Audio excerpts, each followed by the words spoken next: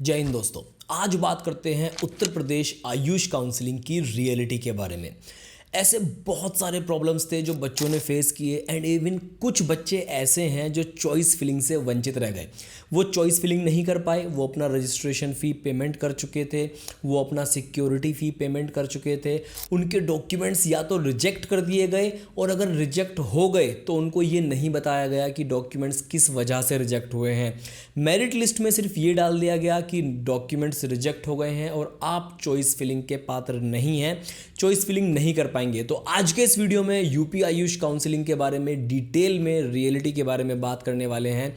Solution भी आपको बताऊंगा कि इस चीज़ का क्या सॉल्यूशन हो सकता है, आप इस चीज़ से कैसे बच सकते हैं और यूपी आयुष काउंसलिंग को क्या कदम उठाने चाहिए ताकि इन प्रॉब्लम्स से जो कि बच्चे के करियर के साथ चीज़ें हो रही हैं इनसे बचा जा सके। तो दोस्तों, मैंने कुछ रिसर्च किया है और उस सब को मैंने यहाँ पर मेंशन किया है। आपको कुछ डेटा के बारे में बताता हूँ। यूपी में आयुष कॉलेजेस की अगर हम बात करें तो टोटल 96 आयुष कॉलेजेस हैं और जो टोटल सीट हैं आयुर्वेद, यूनानी एंड होम्योपैथ की वो लगभग 7103 सीट हैं। ये जो मैं डेटा आपको बता रहा हूँ ये फर्स्ट राउंड का डेटा है जो कि इंफॉर्मेशन ब्रोशर में यूपी आयुष काउंसलिंग ने प्रोवाइड किया है। और जो टोटल स्टूडेंट्स ने अप्लाई किया है, जिनका नाम मेरिट लिस्ट में आया है, जिन्होंने रजिस्ट्रेशन फ़ी जो है अपना वो पेमेंट किया और सिक्योरिटी पे किया या नहीं किया, लेकिन 2000 का पेमेंट उन्होंने किया, वो जो टोटल स्टूडेंट्स हैं 8917 बच्चों का मेरिट लिस्ट में नाम आया।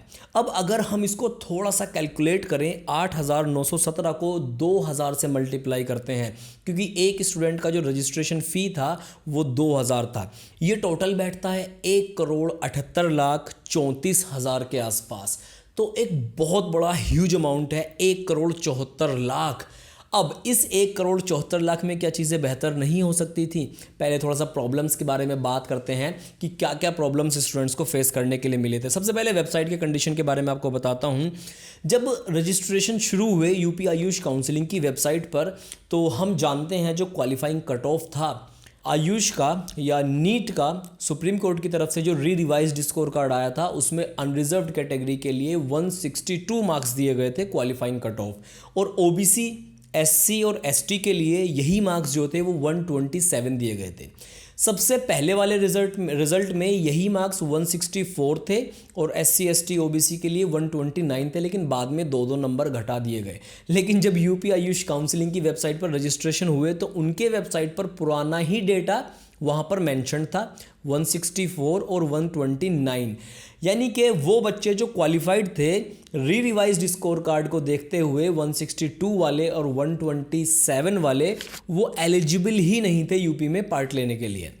इस चीज़ को फिर हम लोगों ने काफ़ी ज़्यादा रिपोर्ट किया, उनसे इस चीज़ की शिकायत भी की, ईमेल वगैरह किए, तब जाके उन्होंने कुछ घंटों बाद इस चीज़ को अपडेट किया कि क्वालिफाइंग कट ऑफ जो 162 और 127 मार्क्स वाले बच्चे थे वो एलिजिबल किए गए, उनके फिर रजिस्ट्रेशन फॉर्म स्टार्ट हुए। अब आप एक तरफ से देखेंगे कि 2000 जो कि नॉन रिफंडेबल फॉर्म रजिस्ट्रेशन फ़ी है, 1,74,00,000 रुपए का अमाउंट बैठता है। क्या इतने पैसों में ये चीज़ ठीक नहीं की जा सकती थी पहले ही कि इतने बड़े लेवल पर काउंसलिंग हो रही है, इतने सारे आयुष के सीट्स हैं और 8,000 से भी ज़्यादा बच्चे पार्टिसिपेट करने वाले हैं, तो क्या इस चीज़ को बेहतर नहीं बनाया जा सकता था?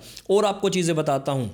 जब रजिस्ट्रेशन शुरू हुए 2000 की पेमेंट के लिए या फिर जो 50,000 या 20,000 का अमाउंट था, उस पेमेंट के लिए यूपीआई पोर्टल वर्क ही नहीं कर रहा था यूपी आयुष की वेबसाइट पर। अब बात करते हैं कि भाई जब वहाँ पर ऑप्शन था और भी जितने भी स्टेट्स होते हैं वहाँ पर यूपीआई से पेमेंट होती है, इंडिया भी डिजिटल पेमेंट्स को इतना ज़्यादा बढ़ावा देता है और इतने ज़्यादा पैसे किसी काउंसलिंग को करवाने का कोई कमेटी ले रही है, तो क्या यूपीआई पोर्टल डे फर्स्ट से चालू नहीं होना चाहिए था? क्या वो स्मूथली वर्क नहीं करना चाहिए था? उसको लगभग 24 घंटों बाद दोबारा जो है उसको ठीक किया गया यूपीआई पोर्टल को, और फिर उस पर यूपीआई से पेमेंट होने शुरू हुए, और वो भी इतना स्मूथली वर्क नहीं कर रहा था, उसमें बहुत ज़्यादा पेमेंट फंस जा रहे थे। चलो पेमेंट का ऐसा है कि भाई डिजिटल पेमेंट है, फंस भी जाते हैं कई कभार, लेकिन यहाँ पर जो असली मेन समस्या थी वो क्या थी? 2000 का पेमेंट हमने भी काफ़ी सारे बच्चों का करवाया और कुछ बच्चे ऐसे थे जिनका पेमेंट बैंक से तो कट गया, रिफंड नहीं आया, लेकिन जो यूपी आयुष वाला अकाउंट था उसमें रिफ्लेक्ट ही नहीं किया। अब क्या हुआ? इस कंडीशन में बच्चा फंस गया। लास्ट डेट तक हमने आते आते उसका इंतज़ार किया, कि बच्चे का जो 2000 का अकाउंट से पेमेंट कटा है वो अकाउंट में रिफ्लेक्ट कर जाए, या तो रिफंड आ जाए या यूपी आयुष के वेबसाइट पर रिफ्लेक्ट हो जाए, दिख जाए और हम आगे जो है उसका पेमेंट वगैरह कर सकें। लेकिन ऐसा नहीं हुआ, वो पेमेंट वहाँ पर रिफ्लेक्ट नहीं किया। इसके जवाब में हमने बहुत सारे ईमेल्स भी किए यूपी आयुष काउंसलिंग को, लेकिन उनका कोई जवाब हमको नहीं मिला, ना कोई सॉल्यूशन मिला। मजबूरी में बच्चों के फिर से पेमेंट करवाए गए 2-2 हज़ार के, और उसके बाद में उनका जो है फॉर्म का रजिस्ट्रेशन वगैरह कंप्लीट हुआ। यही कंडीशन हुई जब 20,000 या 50,000 का सिक्योरिटी अमाउंट पे करने के लिए बच्चे गए, पेमेंट उनका फंस गया और वो नहीं कर पाए आगे अपना कोई भी काम। ईमेल के जवाब इस चीज़ के लिए भी नहीं मिले। इसके बाद एक और बहुत बड़ी मेजर समस्या थी, जब रजिस्ट्रेशन शुरू हुए थे यूपी आयुष काउंसलिंग के, तो वेबसाइट धड़ाधड़ से क्रैश कर रही थी। अब मैं किसी की एक तरफा बुराई नहीं करना चाह रहा हूँ, बल्कि मैं कमियां गिना रहा हूँ। हम भी 100% परफेक्ट नहीं है, कोई भी 100% परफेक्ट नहीं होता, लेकिन चीज़ों को सुधारा जा सकता है। अगर इस वीडियो को कोई बड़े अधिकारी या NCISM के कोई बड़े अधिकारी देख रहे हों, या माननीय मुख्यमंत्री जी उत्तर प्रदेश योगी आदित्यनाथ जी देख रहे हों, तो एक छोटी सी एक मेरी विनती है, एक रिक्वेस्ट है कि प्लीज़ यूपी आयुष काउंसलिंग की वेबसाइट पर बहुत ज़्यादा अपडेट्स की ज़रूरत है, उस पर काम करने की ज़रूरत है, उसे प्लीज़ ठीक करवा दीजिए। अब ऐसा इसलिए भी कह रहा हूँ, जब रजिस्ट्रेशन शुरू हुए थे यूपी आयुष काउंसलिंग के, तो वेबसाइट के ऊपर लोड ज़्यादा बढ़ने की वजह से वो बार बार क्रैश कर रहा था। एक तो होता है कि एक लिमिटेड टाइम होता है कि इतनी देर में अगर आपने काम कंप्लीट नहीं किया तो वो रिफ़्रेश होके लॉग आउट होके बाहर आ जाएगा, वो चीज़ समझ में आती है। लेकिन उसके लिए भी कोई टाइमर मेंशन नहीं था वेबसाइट के ऊपर कि जिस पे टाइमर हमको ये दिखता रहे कि 5 मिनट में हमको काम करना है, अदरवाइज वेबसाइट जो है वो रिफ़्रेश होके बाहर आ जाएगी, लॉग आउट होके आप अकाउंट से बाहर आ जाएंगे, आपको सारा फिर से करना पड़ेगा। एक तो टाइमर नहीं था, दूसरा हैवी ट्रैफिक की वजह से वो वेबसाइट ही क्रैश कर रही थी बार बार। फॉर्म फिल करते में वो बीच में क्रैश होकर के बाहर आ जा रही थी, सारा काम दोबारा करना पड़ रहा था। 1,74,00,000 का अगर कोई कमेटी को पेमेंट रजिस्ट्रेशन फॉर्म के रूप में रिसीव हो रहा है, तो उस वेबसाइट को इतना अच्छा बनाया जा सकता है कि वो क्रैश ना करे या उस पर टाइमर मेंशन हो। इसके बाद कुछ और चीज़ें आपको बताता हूं जो हमने मेंशन की है डॉक्यूमेंट्स वेरिफिकेशन से रिलेटेड। डॉक्यूमेंट्स जब हम लोग अपलोड करके फाइनल सबमिट पर क्लिक कर रहे थे तो वहाँ पर एरर मैसेज शो हो रहा था। ये पता नहीं चल रहा था कि डॉक्यूमेंट सच में अपलोड हो गए हैं, नहीं हुए हैं, बस वो नेक्स्ट स्टेप पर आगे मूव हो गया और हम उसमें पेमेंट कर सकते थे आगे, जो हमारा सिक्योरिटी पेमेंट था। ना ही हम अपने डॉक्यूमेंट्स चेक कर सकते थे कि डॉक्यूमेंट्स कौन कौन से अपलोड किए हैं, उनका क्वालिटी क्या है, और उसमें वेरिफिकेशन एक ऑनलाइन भी होता है। ऑनलाइन वेरिफिकेशन में जो था, जिस बच्चे का पोर्टल ओपन हुआ, इसका मतलब उनमें कुछ ना कुछ गड़बड़ थी उनके डॉक्यूमेंट्स में, वो रीअपलोड करने के पात्र थे। कुछ बच्चों ने रीअपलोड किया, लेकिन वहाँ पर जो डॉक्यूमेंट्स रिजेक्ट हुए थे उसमें कहीं पर भी ये मेंशन नहीं था कि डॉक्यूमेंट्स रिजेक्ट आखिर हुए क्यों हैं। या तो दिखा रहा था कि नॉट वेरीफाइड, या दिखा रहा था verification with link not available. अब इसका बच्चे क्या मतलब समझेंगे? या तो वहाँ पर प्रॉपर कमेंट मेंशन करना चाहिए था कि क्यों रिजेक्ट हुए हैं, या फिर अगर आप ऑनलाइन वेरिफिकेशन इतना अच्छे तरीके से नहीं करवा पा रहे थे तो लखनऊ आपका ऑफलाइन वेरिफिकेशन होता है सभी डॉक्यूमेंट्स का, वहाँ पर ही सारा वेरिफिकेशन किया जा सकता था। बच्चे पहले लखनऊ जाते हैं, उसके बाद कॉलेज में जाते हैं। दूसरे स्टेट्स में कई जगह ऐसे होता है कि डायरेक्ट कॉलेज में जाकर आपके डॉक्यूमेंट्स का वेरिफिकेशन हो जाता है। इस प्रोसेस को भी कहीं ना कहीं थोड़ा स्मूथ बनाया जा सकता है, बच्चों को बहुत ज़्यादा परेशानी होती है।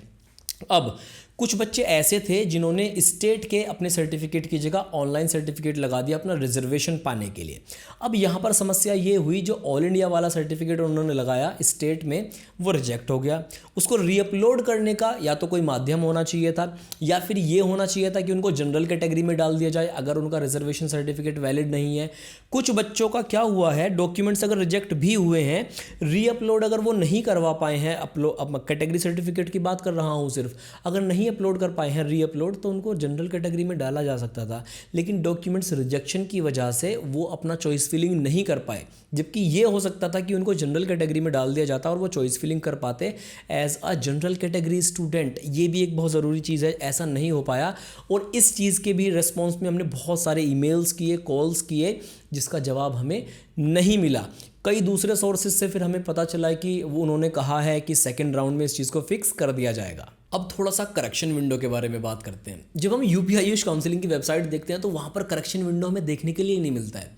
अब ये जो प्रॉब्लम्स हैं बच्चों के, किसी ने कोई मिस्टेक कर दिया है, फॉर्म भरने में गलती कर दी है, उन सब का सॉल्यूशन कैसे दिया जाता है। अगर हम यूपी आयुष काउंसलिंग को थोड़े और दूसरे काउंसलिंग से कंपेयर करें, इंजीनियरिंग की काउंसलिंग से करें या ऑल इंडिया लेवल की आयुष काउंसलिंग से कंपेयर करें, तो सब जगह लगभग हमें करेक्शन विंडो देखने के लिए मिलता है, जिसमें लगभग 1 या 2 दिन का समय दिया जाता है कि अगर आपने अपने फॉर्म में कुछ गड़बड़ कर ली है, गलती कर ली है, तो आप उसको सुधार सकते हैं। लेकिन यूपी आयुष काउंसलिंग में रजिस्ट्रेशन अनलॉक करने का ऐसा कोई भी ऑप्शन देखने के लिए नहीं मिलता।